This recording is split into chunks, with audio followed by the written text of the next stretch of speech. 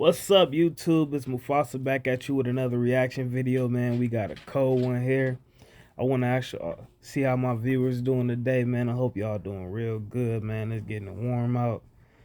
Y'all stay safe out there, man. I also want to ask y'all to like, comment, subscribe to my channel, man. I'm coming out with videos every day, back to back to back to back. But yeah, man. So let's get into this video. Your hands behind your back. Tase the thing.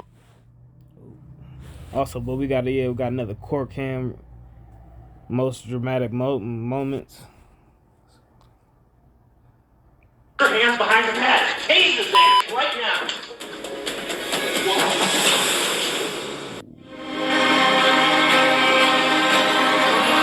They be doing the most in the courtroom. I'm telling you, get hectic in there.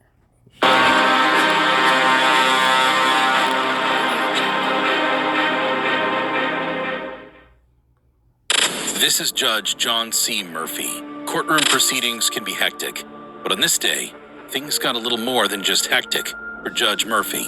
John, who's trying to clear up his schedule, and has suggested that an assistant public defender waive the right to a speedy trial for his client. However, Assistant Public Defender Andrew Weinstock is committed to ensuring his client gets justice and insists he won't waive any case. All right, what do you want to do? What do you want to do? I'm not waiting. The judge and attorney went back and forth, but couldn't find common ground. Frustrated, the judge remarked that he would aim at the attorney if he had a stone. If I had a rock, I would throw it at you, right? He asked Weinstock to sit down and said he would handle the situation, but the attorney refused, stating that he has a right to stand and defend his clients. But what happened next is where things get a little crazy. Stop pissing me off. Just sit down. I'll take care of it. I don't need your help. No, I'm the public defender. I have a right to be here, and I have a right to stand and represent my clients. If you want to fight, let's go out back, and I'll just Let's go out. Yeah, tripping in the courtroom. How you gonna try to fight a judge, man? He gonna smoke you. Either he gonna smoke you or his partner's gonna smoke you. And then what are you gonna do? You know what I'm saying? I don't know, man. That's a battle you ain't gonna win. I wouldn't suggest nobody to try to fight no judge, especially if you're an attorney or something. That's crazy. Shockingly, the two men went outside, and although the court camera couldn't capture their fight, we could hear them going at it.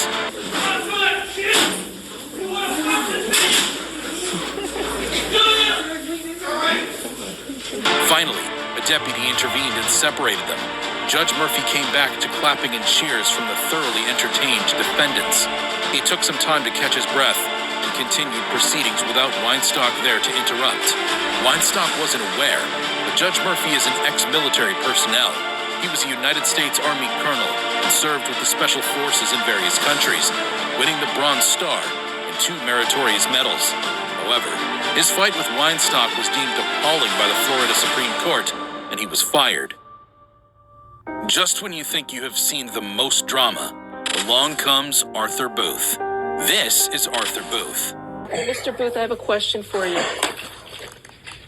Yes, ma'am. Did you go to Nautilus for middle school?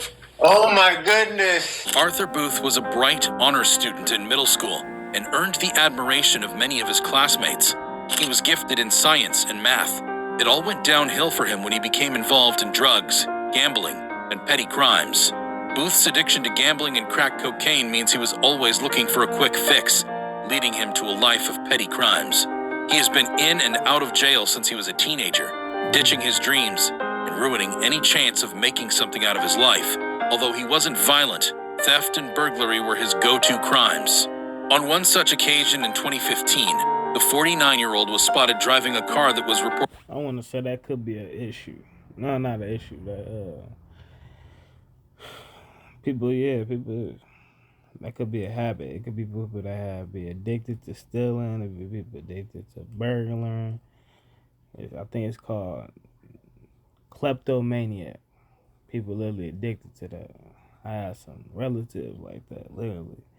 They go in the store and they can't come. They got to have something before they come out. They coming out with some candy bars, some for instance, my niece. She used to come out with my shit, eyeliners, makeup. Hey, uncle, you want something? No. But man, there's people really addicted to that stuff, man. That stuff is bad stuff to get into. So. Stolen in a robbery. He was arrested after he led the police in a chase rather than stop when told to. His charges landed him in Judge Mindy Glazer's Miami-Dade bond court, where his bond was set at $43,000 or a year. That's Pooh Shiesty Judge. Her ass famous, boy. I remember that's Pooh Shiesty Judge. In jail if he couldn't pay. However, just as the judge was done with him, she asked if he went to Nautilus for middle school. Yes, ma'am. Did you go to Nautilus for middle school? Oh my goodness. Oh my goodness. I'm sorry to see you there. I always wondered what happened to you, sir. Oh my goodness. This is the nicest kid in middle school. The judge recalled how she admired him in school and wondered what became of him. He was the best kid in middle school. I used to play. Well, look, he crying. You know he finna get off. He like, oh shit, she finna cut me a break. She know me. Man, look, talking about she the nicest kid. Football and all the kids, and look what has happened. I'm so sorry. Oh my goodness. He eventually served 10 months in prison, but the unusual reunion with his classmate affected his life. He fought his addiction problems and made a better life for himself. Michael Madison. This is Michael Madison. The crimes Madison committed will make you want to make sure your doors are locked. Madison was an American serial killer who murdered not one, not two, but 3 women. As a child, he had an abusive mom, and his mother's boyfriends also abused him. In 2013, a decomposing corpse was discovered inside a garage he owned. Following investigations by the police, 2 other bodies were found. A search warrant was issued for him, and he was soon arrested. All 3 of his victims were women. He was charged with 3 counts of aggravated murder. His charges were later updated to 14 counts. On April 4th, 2016, Madison's trial began. He was found guilty of murdering 3 women. On June 2nd, 2016, Cuyahoga Common Pleas Court Judge Nancy R. McDonnell followed the jury's recommendation and sentenced Madison to death. During the trial, the victims' families were called to deliver a victim impact statement. When Van Terry, the father of the 18-year-old Sherelda Terry, was speaking, he looked over to Madison, and the serial killer smirked at him. What happened next was unexpected. Van Terry ran towards Madison and lunged over the table to attack Madison. I ain't trying to know it ain't funny, but it's funny. He did a Superman you on that motherfucker. He jumped. Man, he jumped to leap. But hey, I ain't gonna lie though, man. Like you killed my daughter and you smirking. I ain't even gonna lie. I would probably did the same thing. I ain't gonna lie, but shit, but like the way he did it though was funny as hell. He definitely leaped over there. Luckily, the deputies reacted quickly and escorted him out of the courtroom. No charges were filed against Van Terry, and Madison is still incarcerated. That was a whole lot of drama. But wait till you see this. Folks over there like, Tanner Jacobson and Cody Howard. Tanner and Cody were in court for driving on suspended licenses. Both men will be sentenced to 30 days in jail if found guilty. While both were waiting in the court, they got the idea of escaping. Except, it wasn't a bright idea. As 1, they were in handcuffs. 2, you can't run from the law. We were sitting there on the benches together, and he's like, I'm gonna run. 28-year-old Howard and 22-year-old Jacobson made a run for it. good example. Do not be a follower, be a leader. Now they finna get some extra charges just for doing that. They probably could have went home. You know what I'm saying? Now they got to flee into a lube. Or not a flee into a lube, but you're running out the courtroom charge, man. They backwards, doing stuff backwards. Now you got more time. But they weren't counting on Judge R.W. Buzzard chasing after them. Immediately, the judge saw them run. He removed his robes and gave them a chase. They made it to the final floor, but just before Howard could run through the emergency exit, Judge Buzzard grabbed him and pulled him back. Jacobson made... I ain't never seen a judge run after some inmates. Hey, class for the judge, man. He usually if somebody run out the courtroom, they just be like, bailiff, can you get them? Bailiff, can you get them, please? Bailiff, get them. They just be looking. Might press a button or call on a walkie-talkie, but this judge took matters in his own hands. So pat on that man's back, man. Get out of the premises, but he was caught a few blocks away. I only get like 4 blocks, and then I stopped. Like, I just stopped on my own. I'm like, what am I doing right now? If running away from justice was a person, then these two embodied them.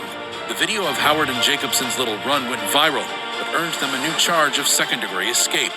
For his troubles, Decision. I don't even know why I did it. Like, I would be out of here if I wouldn't have ran. I didn't try to escape. Exactly what I just said. Y'all would have been gone if y'all didn't do it. Don't do it, folks. Be not like them.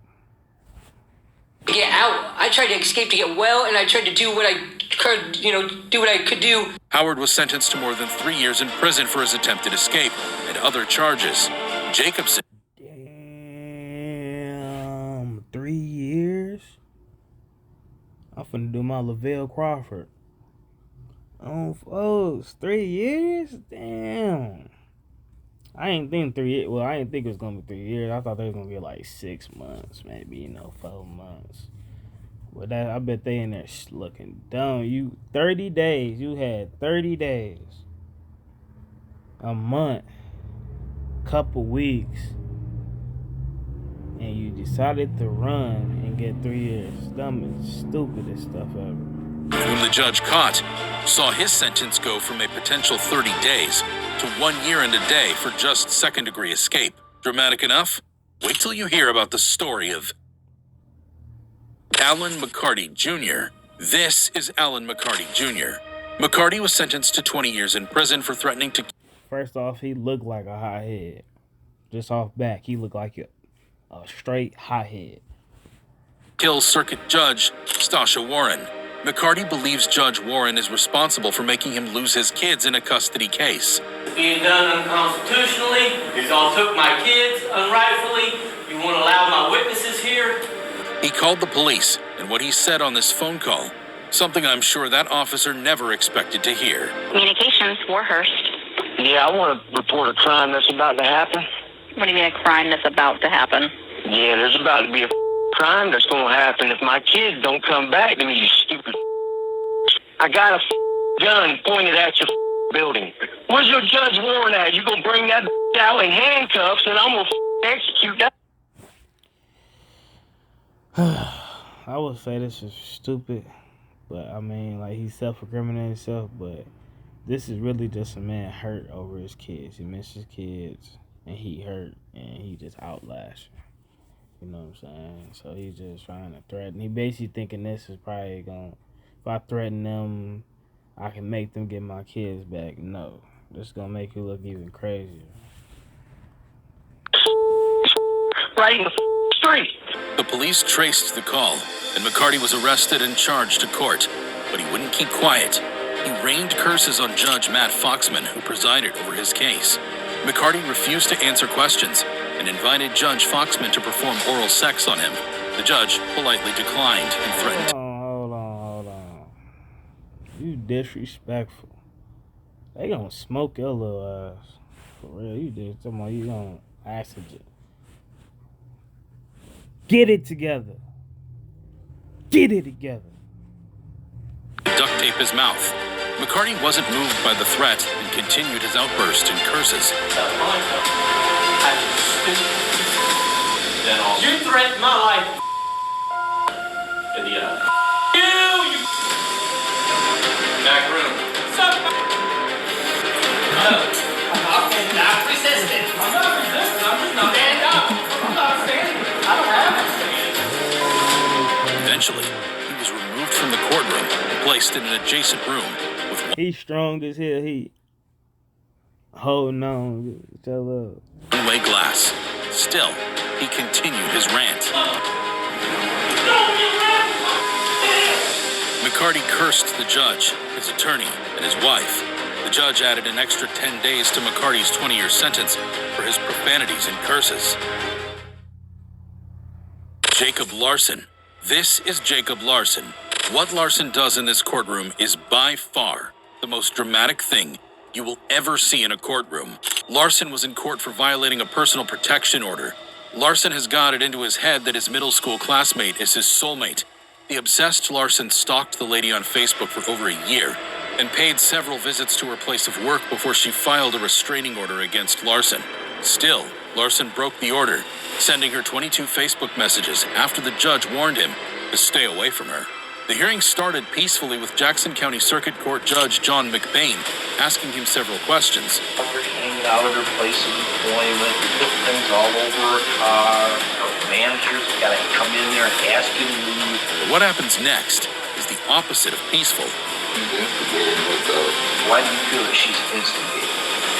She's posting pictures and whatnot, directed to me.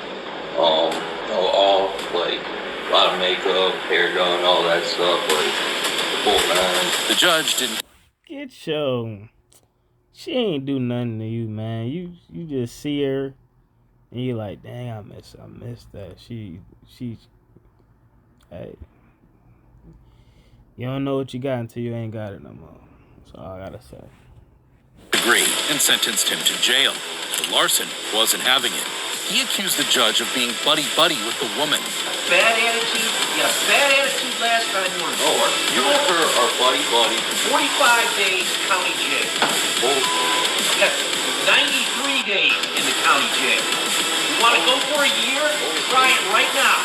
One more word out of you, it'll be a year of county. Overthinking. Really?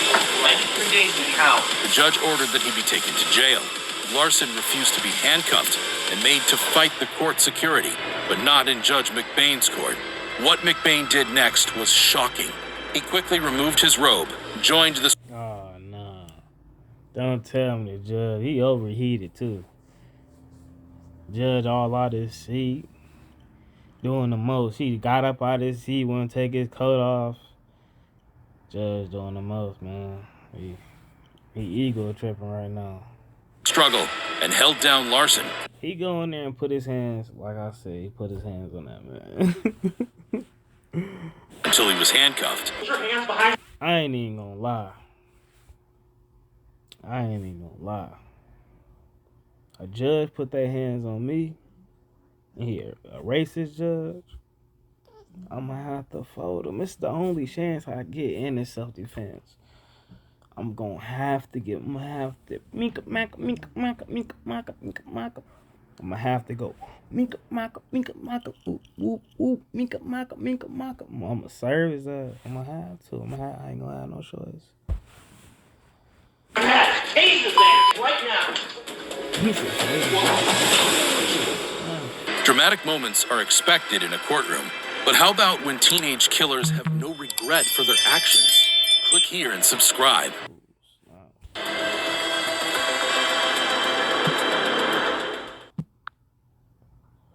My bad, my door thing had came on. Somebody was at my front door.